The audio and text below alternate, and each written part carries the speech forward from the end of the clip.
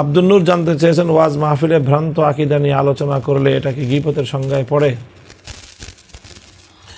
ভ্রান্ত আকীদা অথবা যে কোনো ভুল যেগুলো মানুষের দুনিয়া বা আখিরাতের জন্য ক্ষতিকর, এই জাতীয় ভুলের বিষয়ে জাতিকে সতর্ক করা এটি যে কোনো আলেমের দায়িত্ব। বিশেষভাবে এটি মুমিনেরই দায়িত্ব, বিশেষ করে আলেম সমাজের তো অবশ্যই দায়িত্ব।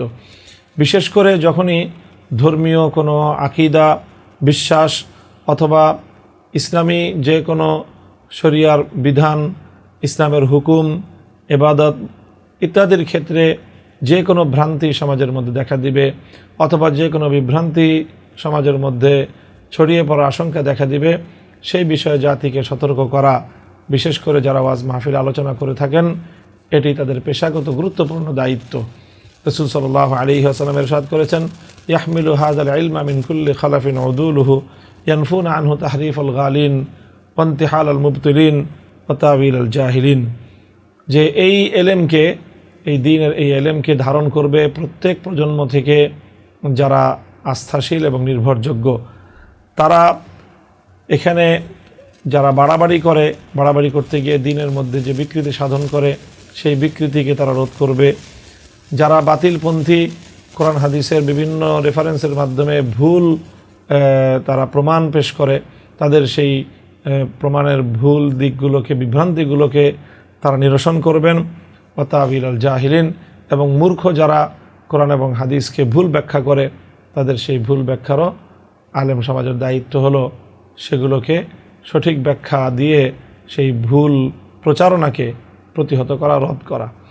কাজে এই জন্য এই জাতীয় যে কোনো বিষয় যেগুলোর মাধ্যমে মুসলিম সমাজে আকীদাগত, আমলগত, বিধানগত, সংস্কৃতিগত অথবা যে কোনো আচার আচরণগত বিভ্রান্তি তৈরি হওয়ার আশঙ্কা যখনই দেখা দিবে, তখনই সেই বিষয়ে যারা আলেম সমাজ, যারা মাহফিলে বয়ান করে থাকেন কিংবা খুতবার মিম্বারে যারা মসজিদে মুসল্লিদেরকে বয়ান বা ওয়াজ শুনিয়ে থাকেন, এগুলো সেই সকল বিষয়ে জাতিকে সতর্ক করার তাদের ঐতিহাসিক দায়িত্ব।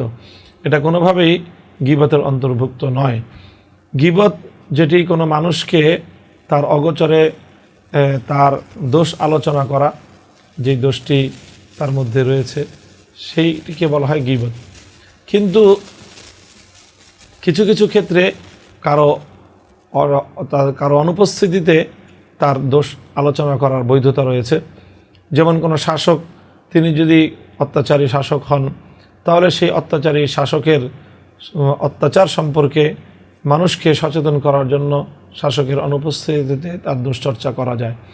অথবা এমন কোনো ব্যক্তি যার দ্বারা অন্য কেউ ক্ষতিগ্রস্ত হওয়ার আশঙ্কা রয়েছে, তখন তার ক্ষতি থেকে অন্য কাউকে রক্ষা করার জন্য ক্ষতিকারকের অনুপস্থিতিতে তার দোষ সম্পর্কে, ক্ষতি থেকে রক্ষা করার জন্য তার দোষের আলোচনা এবং চর্চা করা যায়।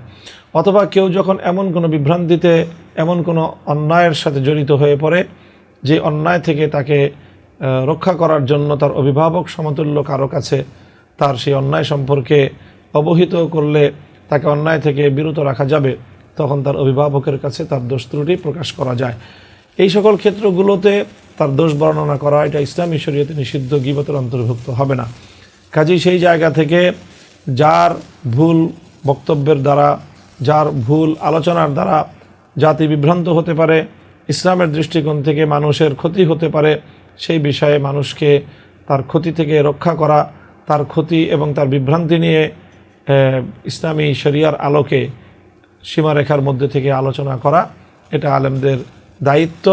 বিশেষ করে যারা ওয়াজ করবেন, তাদের সেই ওয়াজের একটি ঐতিহাসিক গুরুত্বপূর্ণ এটি বিষয়বস্তুই, এটাই কোরআন এবং হাদিস দ্বারা সাব্যস্ত। কাজে এক্ষেত্রে এটি কোনোভাবেই নিষিদ্ধ, গীবতের অন্তর্ভুক্ত হওয়ার নয়।